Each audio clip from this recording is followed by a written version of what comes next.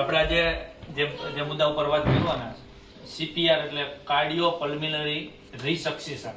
Cardio એટલે હૃદય, પલ્મિનરી એટલે આજે આખો જે આપણો શ્વસન માર્ગ છે, પલ્મિનરી રિસક્સેશન એટલે ફરીવાર ચાલુ કરવો. કોરોના પછીના ગાળામાં હાર્ટ ફેલિયરના કિસ્સા વધતા ગયા છે.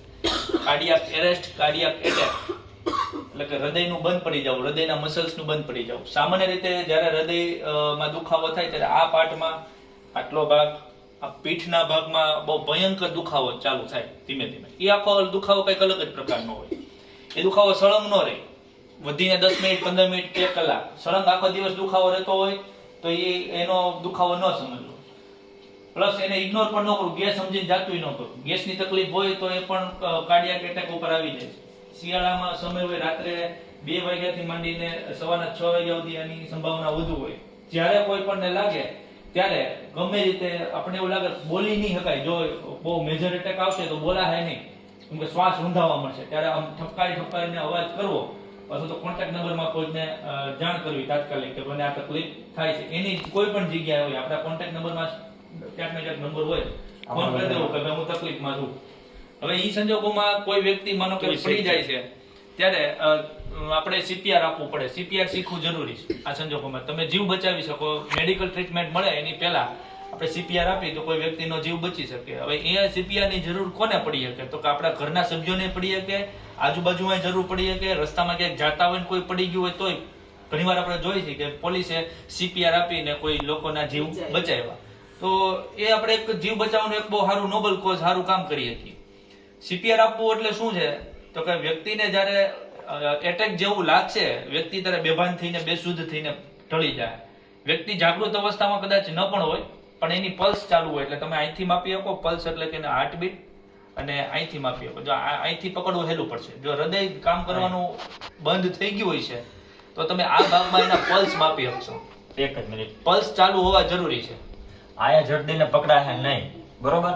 આ નઢીઓ જે હોય ને, નઢિયાની આ બાજુ ને આ બાજુ હાથ રાખીને ચેક કરો, જે તમને બધાને ધક ધક થાય. બધા ચેક કરો, ડાબી બાજુ ને જમણી બાજુ, આ બે આંગળી આયા એક ટેરવા છે તો જલ્દી પકડાય. હા, ધક ધક થાય છે ત્યાંથી. કેમ કે હૃદયનો નજીકનો ભાગ અહીંયા છે ને, કદાચ ત્યાં લગી તમને પકડાય ન પકડાય, પણ અહીંથી તમે જોઈ લેવાનું ચાલુ છે હૃદય. પલ્સ અહીંથી પકડાય પણ હૃદય આપણું ઝડકું કામ કરતું જ નહીં. અહીંથી અહીં લગી ફોર્સ જાય પલ્સ, પણ પહેલા નજીકનો પલ્સ વિભાગ આ થઈ ગયો.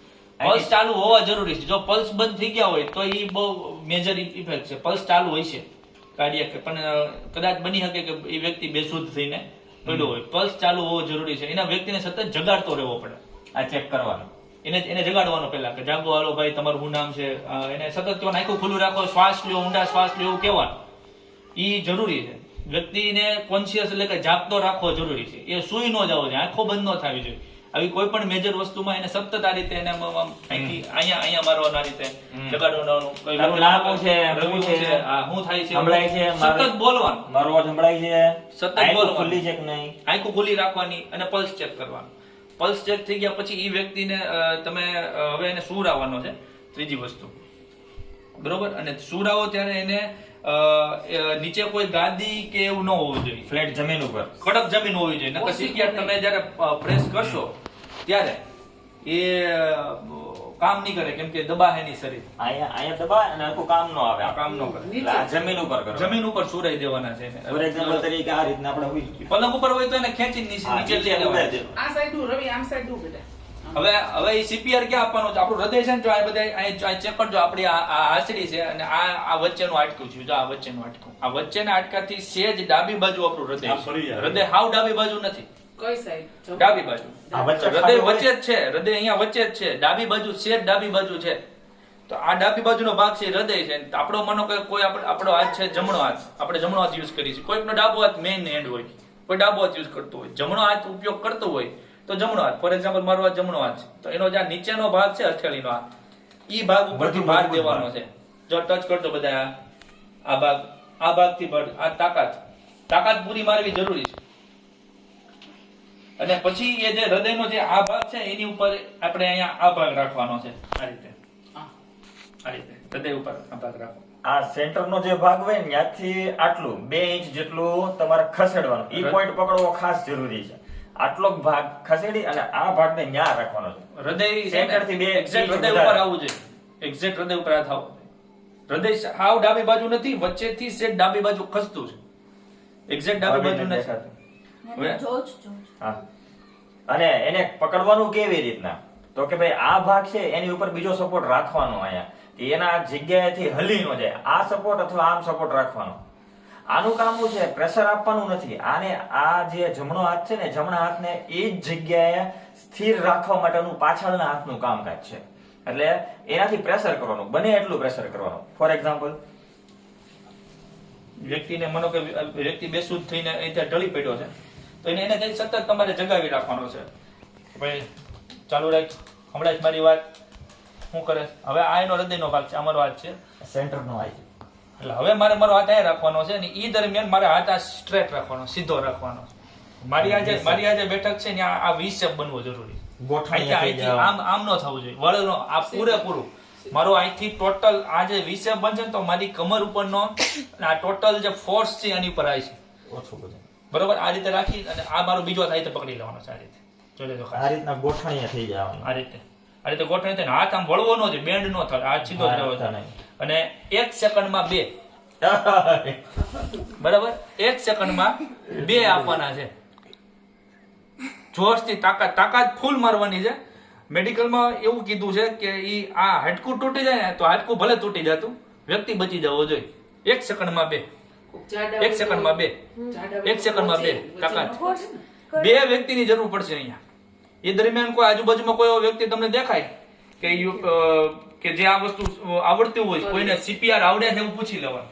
અથવા તો કોઈ એવું વ્યક્તિ દેખાય કે જેને આપણે તમે કહી શકો કે આ વ્યવસ્થિત માણસ લાગે છે, કે તમે જોજો હું શું કરું છું, અને એને ગાઈડન્સ આપી અને ત્રીજા વ્યક્તિને કહેવાનું કોલ ધ એમ્બ્યુલન્સ, 108 નંબરને ફોન કરો, ઇમરજન્સી 108 નંબરને કોલ કરવાનો કરી દેવાનો. અહીંયા બીજા 2 વ્યક્તિને સીધું તમારે આ કામ ચાલુ કરી દેવાનું છે. વ્યક્તિને સતત કોન્શિયસ રાખવાનો છે, ભાઈ કાંઈ નહીં થાય, પોઝિટિવ વાત કરવાની. અને આ રીતે 1 સેકન્ડમાં 2, 1 સેકન્ડમાં 2, 1 સેકન્ડમાં 2. અત્યારે તો હું પોચા હાથ ઉપર કરું છું, પણ ફૂલ ભાર આપવાનો છે. હૃદયનું પમ્પિંગ ચાલુ રાખવાનું. હૃદય જેટલું પ્રેસ થાય એટલું શરીર સુધી બધી જગ્યાએ લોહી જાય, મગજ સુધી લોહી જાય, વ્યક્તિ જીવતો રહે. બીજી વાત, આવા કોન્સ્ટન્ટ 40 સીપીઆર આપવાના છે, કોન્સ્ટન્ટ 40. એટલે આમાં એક જે 2 આપ્યા એ એક વાર થયું ને? હા, એક વાર થયું.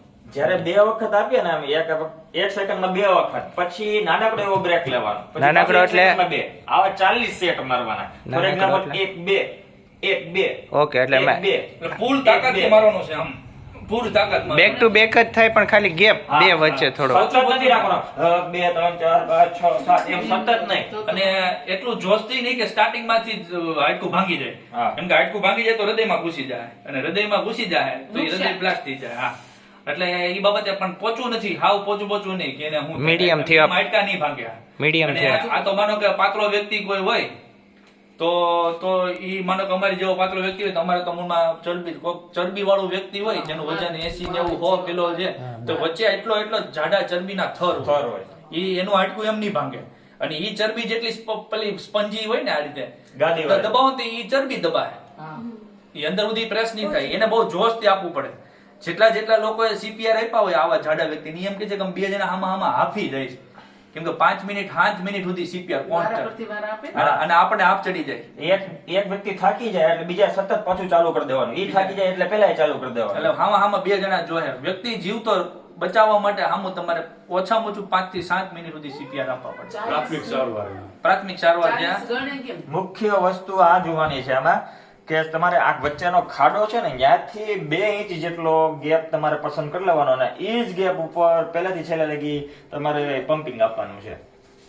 પહેલેથી છેલ્લે લગી જૂનવાની સીપીઆર આપતા આપણે ક્યાંય જોયા હોય તો અમે એવું ક્યારેક મોંમાં ઓક્સિજન માણસ શ્વાસ લેતો ન હોય, એ વ્યક્તિ પ્રયાસ કરે, શરીર છે ને ઓટોમેટિક ઓક્સિજન ખેંચે. શરીરને ઓક્સિજનની જરૂર પડે ને એટલે ઓટોમેટિક એ શ્વાસ લેવાની પ્રક્રિયા છે ને એ આપણી ઈચ્છિત નથી, અનૈચ્છિક ક્રિયાઓ છે. તમે સુઈ જાવ તો શ્વાસ લેવાની પ્રક્રિયા ચાલુ જ હોય, કેમ કે ઓક્સિજનની જેવી ડિમાન્ડ ચાલે ઓક્સિજન ખેંચશે, એટલે એ વ્યક્તિ ખોટા રીતે ઓક્સિજન લેતા હોય પણ પૂરો જાહે નહીં. કેમ કે તમે ઓક્સિજન જેવો શ્વાસમાં લ્યો એટલે અહીંથી શ્વાસ નળીમાં થઈ અહીંથી ફેફસામાં જાય, ફેફસા ફૂલે, ફેફસામાં ઓક્સિજન ભરાય, ઈ લોહીની અંદર ઓગળે, ઈ લોહી આખું હૃદયમાં આવે, હૃદય મોટર છે પંપ કરે, અને હૃદયમાંથી અહીંથી ધમનીઓ દ્વારા આખા શરીરમાં બધા કોષમાં ઓક્સિજન પહોંચે.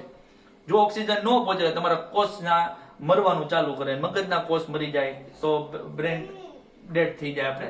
એટલે શરીર ઓટોમેટિક ઓક્સિજન ખેંચે પણ એ ખોટા પ્રયાસ કરતો છે. જૂના આપણે ઘણી વખત ટીવી પિક્ચરોમાં કે જોતા હોય કે મોઢેથી આ નાક બંધ કરીને ઓક્સિજન આપતા હોય, પણ એ હવે બંધ થઈ ગયું છે ધીમે ધીમે, કેમ કે આ કોરોના આવવાથી કે કોઈક ને કોઈ કાંઈક ને કાંઈક ડિસીઝ હોય એટલે ટ્રાન્સમિટ થાય એકથી બીજા વ્યક્તિને, એટલે એની જરૂર પડતી નથી. ખાલી આ એક જ CPR ની પ્રોસેસથી વ્યક્તિનું હૃદય ધબકતું પાછું ચાલુ થાય. કૃત્રિમ રીતે તમે હૃદયને ધબકાવો છો, બીજું કાંઈ નથી. તમે પ્રેસ કરશો એટલે હૃદયનો જે ફ્લો છે એ આમ જાય. એ ફ્લો પાછો પણ આવવો જરૂરી છે, એક જ દિશામાં જવો જરૂરી નથી, કેમ કે પાછું જાહે ધમની દ્વારા શીરા દ્વારા પાછું આવશે અશુદ્ધ લોહી તો પાછું જાહે ને. એટલે વચ્ચે થોડો ગેપ આપવાનું કારણ એ છે કે ફ્લો તમે દબાવ્યું, ગયો પાછો આવ્યો, ગયો પાછો આવ્યો, ગયો પાછો આવ્યો, એટલે વચ્ચે ગાળો આપવો પણ એટલો જરૂરી છે. ખાલી એક જ દિશામાં ખાલી ફ્લો નથી આવવાનો, કેમ કે જાહે ભરાહે જાહે ભરાહે જાહે ભરાહે આખી પ્રોસેસ થાય. પમ્પિંગ કરતી વખતે તમને કઈ સિમ્પટમ્સ દેખાય? ફોર એક્ઝામ્પલ, વ્યક્તિને સારું થઈ ગયું, એકાક બોલ છે અથવા ઉધરસ ખાય અથવા કાંક મોઢામાંથી અવાજ નીકળશે એટલે એનું હૃદય ચાલુ થઈ ગયું સમજવાનું, પછી પંપ કરવાનું બંધ ઊંડો કરી શ્વાસ ઈ જેવું એનું હૃદય ચાલુ થાય ને કરીને ચાલુ થાય, એક ઊંડો શ્વાસ તો લે, બની શકે. કા ઉધરસ ખી જાય, કા સીધો ઊભો થઈ જાય, એવું થાય ને એટલે આ પ્રોસેસ થાય. બની શકે એમાં એવું કદાચ એવું બને કે ભાઈ અટેક આવ્યો એના કારણે હૃદય બંધ થઈ ગયું, એના કારણે મગજને ઓક્સિજન અને લોહી પહોંચતું બંધ થઈ ગયું, એના કારણે મગજનો અમુક ભાગ ડેમેજ થયો હોય એટલે શરીરનો અમુક ભાગ કામ નોય કરતો હોય. આપણે એમ કહીએ કે હાથ ઊંચો કરો, ભાનમાં છો બોલો, એ બોલી શકે નહીં કદાચ, તો માની નહીં લેવાનું કે આજી નથી થયું એટલે પમ્પિંગ ચાલુ જ રાખવો, પણ એ થોડુંક મોઢામાંથી અવાજ નીકળે એનો કાંઈક, બરોબર, અથવા શ્વાસ હરખા ચાલુ થઈ જાય, આંખ ખુલી જાય, બરોબર, એટલે સમજી લેવાનું કે હૃદય ચાલુ થઈ ગયું છે. પછી એક પ્રશ્ન થાય આપણને કે ભાઈ આપણે કોઈ અજાણ્યા વ્યક્તિને CPR આપ્યો ને ફોર એક્ઝામ્પલ મોડું થઈ ગયું છે ને એ વ્યક્તિ ડેડ થઈ ગયો, તો કાલ સવારે આપણી કોઈ પ્રશ્ન કરશે, કોઈ બ્લેમ કરશે કે ભાઈ તમે આ કર્યું એટલે થયું, તો એ કોઈ નહીં થાય.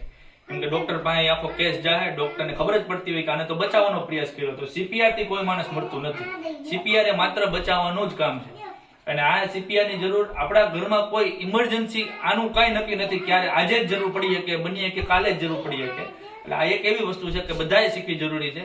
મને આવડતું હોય, રવિને આવડતું હોય, કુણાલને આવડતું હોય, પણ અમારી ગેરહાજરી હોય ઘરમાં કિસ્સો બન્યો તો અમે પાછા આવી ત્યાં કોઈ વ્યક્તિ ડેડ થઈ શકે. એટલે અહીંયા બધાને આવડતું હોવું જરૂરી છે. હાથ સ્ટ્રેટ રાખવો, વજન આપવો જરૂરી છે, અને એ શીખવું જરૂરી છે. યુટ્યુબના માધ્યમથી, યુટ્યુબમાં આવા ઘણા બધા વિડીયો પડ્યા જ હોય છે. આપણે લોકોએ આ બાબતે અવેરનેસ, ગંભીરતા રાખવી જરૂરી છે કે જેથી કરીને આપણે આપણા સભ્યોનો પ્લસ આડોશી પાડોશી અને જે કોઈ પણ જગ્યાએ હોય આપણે વ્યક્તિને બચાવી શકીએ. કેમ કે આ એક ભગવાનનું કામ છે, ભગવાન નથી પણ ભગવાનનું કામ છે. કોઈ વ્યક્તિને તમે બચાવો તો જ્યારે એના પરિવારના સભ્યો આપણને મળશે ને ત્યારે એ ખરેખર આપણને સાચી ખબર પડશે, એ તમને ખરેખર ભગવાનની દ્રષ્ટિથી જોવે કે તમે અમારા વ્યક્તિને બચાવી દીધું. પછી એ 70 વર્ષની વ્યક્તિ હોય કે 17 વર્ષનું નાનું બાળક હોય, હાર્ટ એટેકના કેસ વધતા જ ગયા છે, કોઈ પણ ઉંમરના વ્યક્તિને લાગે છે. એટલે આ શીખવું જરૂરી છે. આમાં કોઈ ગભરાવાનું છે નહીં, માત્ર ટાઈમિંગ જરૂરી છે, અવેરનેસ જરૂરી એટ એ છે. ટાઈમ આપણી બુદ્ધિ મગજ હાલવું જરૂરી છે, જેને કહેવાય પ્રેઝન્સ ઓફ માઇન્ડ. સમય સૂચકતા વાપરવી જરૂરી છે. પછી થાય એવું કે રાત્રે 3 વાગે એટેક આવી ગયો સવારે 6 વાગે તમે CPR આપો, એનો કોઈ મતલબ નથી. કે આ ઇમરજન્સી વસ્તુ છે કે એટેક આવવાના 10-15 મિનિટ વધીને તમે આપી આપો, પછી તમે રાત્રે 3 વાગે એટેક આવી ગયો, વ્યક્તિ બેસુધ થઈને પડી ગયો છે, એનો કેસ ફેલ જ થઈ ગયો, સવારે તમે 6 વાગે 7 વાગે CPR આપો તેનો કોઈ મતલબ રહેતો બાજુ હૃદય છે ઈ જ દુખે ને, એ બાજુનો ભાગ જ દુખે, અને પીડા અલગ જ હોય, તીવ્ર જ હોય, સામાન્ય પીડા ન હોય. અમને ત્યાં ખાસ એ કીધું કે મોટાભાગના અટેકના કેસ એ વહેલી સવારે આવે છે, એટલે વહેલી સવારે પથારીમાંથી ઉઠતી વખતે ખાસ ધ્યાન રાખવાનું. પેલા નોર્મલ થઈ જવાનું, નીંદર ઉડે પછી નોર્મલ થઈ જવાનું, એક પડખે ફરવાનું, પછી હાથનો ટેકો લઈને તમારે ઊભું થવાનું. કોઈ પણ ઉંમરની વ્યક્તિ હોય, કોઈ પણ નાનું હોય મોટું, ટેકો લઈને ઊભું થવાનું, અને પછી પથારીમાંથી બેહવાનું, સીધું ઊભું નથી થઈ જવાનું જમીનમાંથી.